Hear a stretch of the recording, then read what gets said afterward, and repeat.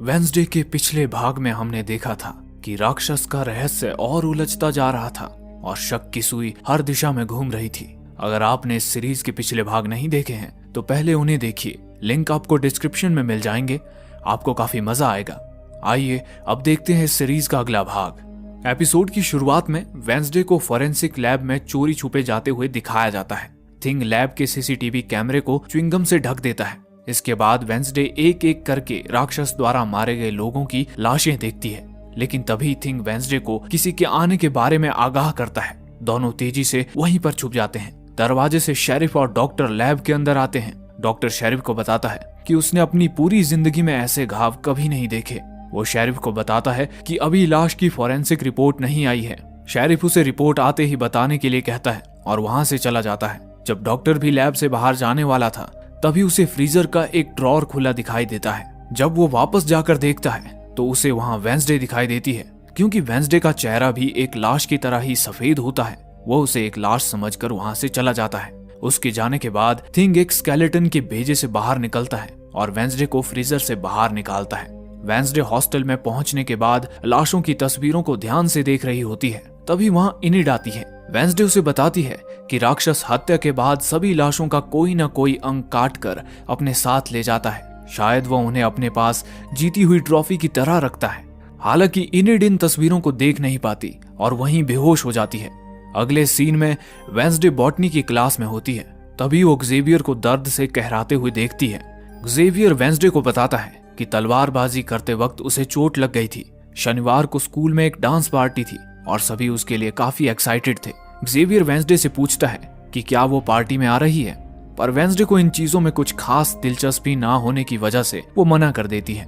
पर उस वक्त वेंसडे की नजर जेवियर की गर्दन पर लगे घावों पर पड़ती है। वो किसी भी तरह से तलवारबाजी में मिले घाव नहीं लग रहे थे। वेंसडे समझ जाती है जेवियर उससे कुछ छुपा रहा है। क्लास खत्म होने के बाद वेंसडे उसका पीछा करती है। उसे जेवियर जंगल में एक अजीब से कैबिन से बाहर आते हुए दिखता है। जेवियर के वहां से जाते ही वेंसडे उस कैबिन के अंदर जाती है। वहां उसे उसी राक्षस की ढेरों पेंटिंग्स दिखाई देती हैं। वेंसडे कुछ पेंटिंग्स अपने साथ रखती है और कैबिन से बाहर निकलती है। पर तभी जेवियर वहां आता है। खुशकिस्मती से उसने वेंसडे को कैबिन से बाहर आते नहीं देखा था। वो वेंसडे से पूछता है कि वो यहाँ क्या कर रही है। वेंसडे उससे कहती है कि वो उसे ढूंढते हुए यहाँ तक आई थी। जेवियर उसे बताता है कि ये कैबिन उसका खुद का बनाया हुआ आर्ट रूम है। प्रिंसिपल से परमिशन लेकर ही उसने इस आर्ट रूम को बनाया है। वेंसडे उसे अंदर से देखने की इच्छा जाहिर करती है, पर जेवियर अंदर सब चीजें इधर उधर पड़ी हैं कहकर बात को टाल देता है। इसके बाद जेवियर वेंसडे से पूछता है कि वो उसे क्यों ढूंढ रही थी। वेंसडे होमवर्क का बहाना बनाने की कोशिश करती है, लेकिन जेवियर उसके झूठ को पकड़ते हुए कहता है कि आज तो टीचर ने होमवर्क दिया ही नहीं था। कुछ पलों के लिए वेंसडे शांत हो जाती है। उसे कुछ सूझ नहीं रहा था, पर तभी जेवियर कहता है कि वो उसे जरूर डांस के लिए पूछने आई होगी। वेंसडे भी बात को छुपाने के लिए हाँ कह देती है। इनिड को ये जानकर बहुत खुशी होती है कि वेंसडे पार्टी में आ रही है। वो उसे पार्टी के लिए नई पोशाक खरीदने अपने साथ ले जाती है, लेकिन वेंसडे कपड़ों के रंग देखकर दुकान के बाहर से ही अंदर चलने से मना करती है। वो थिंग के साथ शेरिफ से मिलने वहां से निकल जाती है। जाते वक्त थिंग एक दुकान की तरफ इशारा करता है। वहां एक काले रंग की बहुत खूबसूरत ड्रेस रखी थी।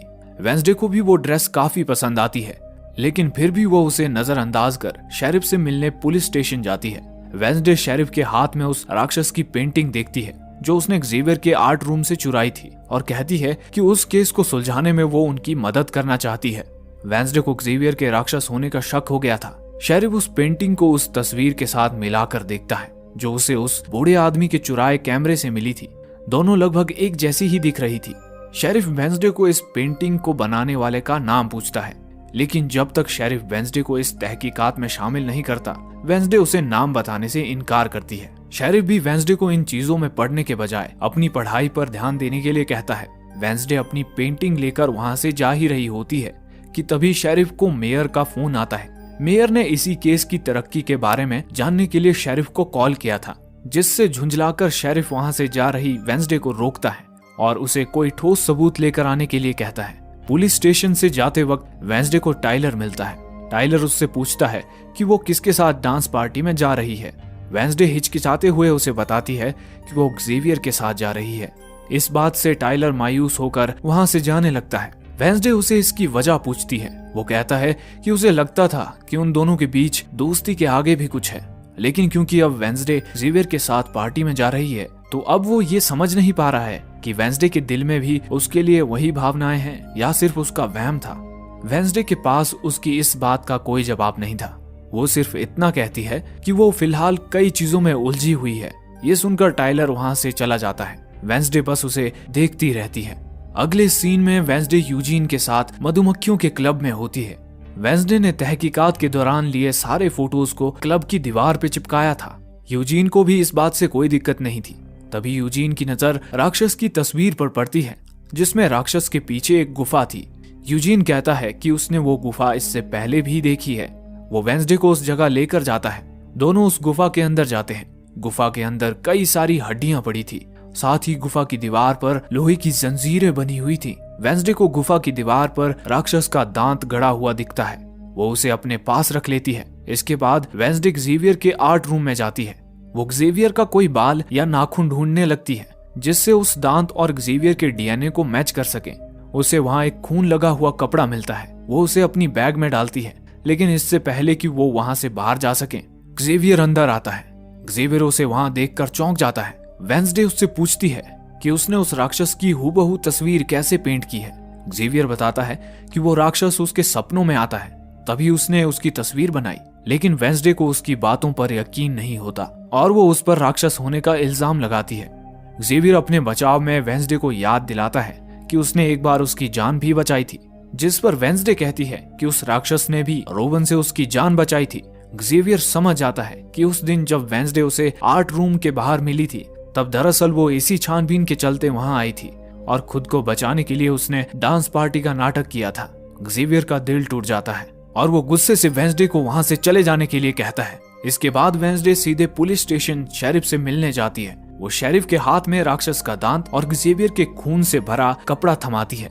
शेरिफ तुरंत उन्हें डीएनए टेस्टिंग के लिए भेज देता है। अगले दिन स्कूल में वेंसडे यूजीन के पास जाती है और कहती है कि वैसे भी उन दोनों के पास कोई डांस पार्टनर नहीं है, तो उन दोनों को जंगल जाकर राक्षस की छानबीन करनी चाहिए। यूजीन को भी ये सुझाव अच्छा लगता है। दूसरी ओर बियांका जेवियर को उसके साथ डांस पर चलने के लिए कहती है। उसके पास भी अब कोई डेट न होने की वजह से वो उसे हाँ कहता है। दूसरी ओर थिंग वेंसडे के नाम से एक चिट्ठी लिखता है और उसे टाइलर के टिप बॉक्स में छोड़ कर आता है। अगली रात सभी स्टूडेंट्स सज धज कर पार्टी में शामिल होते हैं। प्रिंसिपल और बॉटनी टीचर सभी का स्वागत कर रही होती है। बॉटनी टीचर प्रिंसिपल से पूछती है कि वो भी इस स्कूल में पढ़ी थी तो उनका पार्टी का अनुभव भी कमाल का रहा होगा, पर प्रिंसिपल कहती है कि उसने जिस लड़के से डांस के लिए पूछा था उसने एक और लड़की के लिए उसके प्रस्ताव को ठुकरा दिया था। वो लड़की और कोई नहीं बल्कि वेंसडे की माँ थी। शायद इसी वजह से उस दिन प्रिंसिपल ने ईयरबुक से वेंसडे की माँ की तस्वीर फाड़कर आग में जला दी थी। हॉस्टल में वेंसडे यूजीन के साथ जंगल में जाने के लिए तैयार हो रही होती है। तभी उसके दरवाजे पर दस्तक होती है। उसे लगता है कि यूजीन होगा, लेकिन दरवाजे पर टाइलर होता है। टाइलर पार्टी के लिए तैयार होकर आया था। थिंग ने उस चिट्ठी में वेंसडे की ओर से टाइलर को डांस का निमंत्रण भेजा था।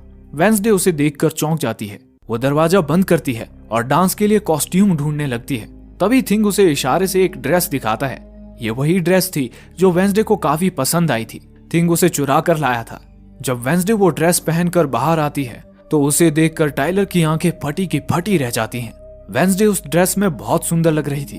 तभी यूजीन वहां आता है। वेंसडे यूजीन को गुफा में कल जाएंगे कहकर टाइलर के साथ चली जाती है, लेकिन वेंसडे के वहां से जाने के बाद यूजीन अकेला ही गुफा की तरफ चला जाता है। पार्टी में पहुंचने के बाद वेंसडे को इनिड मिलती है। इनिड मेयर के बेटे लूकस के साथ पार्टी में शामिल हुई थी। ये देखकर वेंसडे को काफी हैरानी होती है। आखिरकार वेंसडे ने उसे 2 बार सबक सिखाया था। इनिड उसे बताती है कि लूकस को अपनी एक्स गर्लफ्रेंड को जलाना था और इनिड को भी एजेक्स को जलाना था। दरअसल उस दिन एजेक्स के डेट पर ना पहुंच पाने के कारण इनिड को लगा कि वो उसमें इंटरेस्टेड नहीं है। इस वजह से वो उसे जलाने लूकस के साथ आई थी। समय काटने के लिए इनिड और लूकस एक दूसरे से बात करने लगते हैं। बात करते करते उन्हें पता चलता है कि उनमें बहुत सी चीजें कॉमन हैं और वो एक दूसरे के प्रति आकर्षित होने लगते हैं। इसके बाद डांस शुरू होता है। वेंसडे अपने ही अंदाज में नाचना शुरू करती है। सबको वेंसडे का ये अजीब डांस बहुत पसंद आता है। वेंसडे का टाइलर के साथ पार्टी में आना जेवियर को काफी खटक रहा था।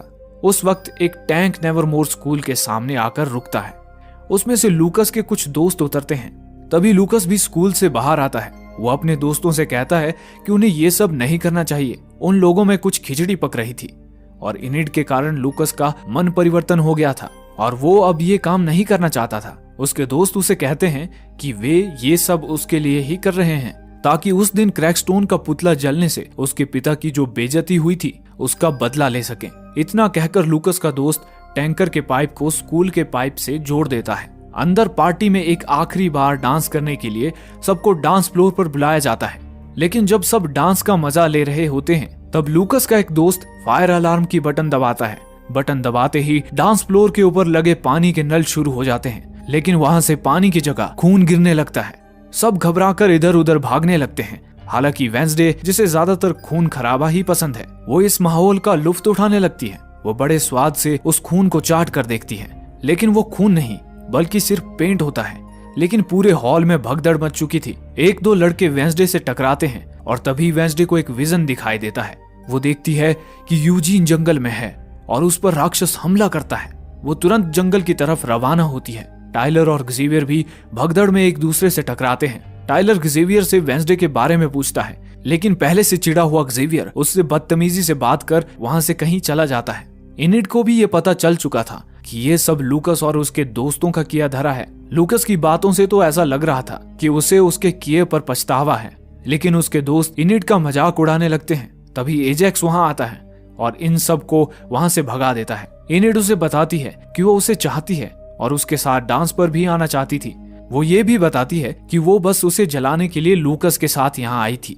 एजेक्स भी उसे बताता है कि वो गलती से अपने ही सांपों से पत्थर बन गया था और इसी वजह से उससे मिलने नहीं आ सका। लेकिन उसे ये बात इनिड को बताने में शर्म आ रही थी, इसीलिए उसने ये बात इनिड को पहले नहीं बताई। इसके बाद दोनों एक दूसरे को किस करते हैं। वहीं दूसरी ओर जंगल में यूजीन देखता है कि कोई गुफा के पास खड़ा है। यूजीन वो जो कुछ भी देख रहा था उसे वॉइस रिकॉर्डर में रिकॉर्ड कर रहा था। गुफा के पास जो कोई भी था उसने गुफा को आग लगा दी और वहां से जाते जाते वो यूजीन को भी देख लेता है। यूजीन अपनी जान बचाने के लिए तुरंत वहां से भागने लगता है। वेंसडे भी जंगल में पहुंच चुकी थी। वो जितनी जल्दी हो सके उतनी जल्दी यूजीन को ढूंढने की कोशिश कर रही थी। दूसरी ओर यूजीन भागते भागते नीचे गिर जाता है। उसका चश्मा भी नीचे गिर जाता है। वो वेंसडे की आवाज सुनकर उसे आवाज लगाता है।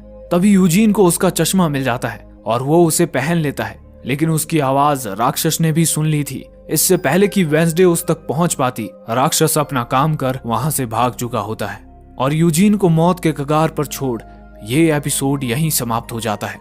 नेवरमोर के अंदर दबे ये रहस्य सुलझने से पहले और कितना खून मांगेंगे, जानने के लिए इसका अगला भाग देखना ना भूलें।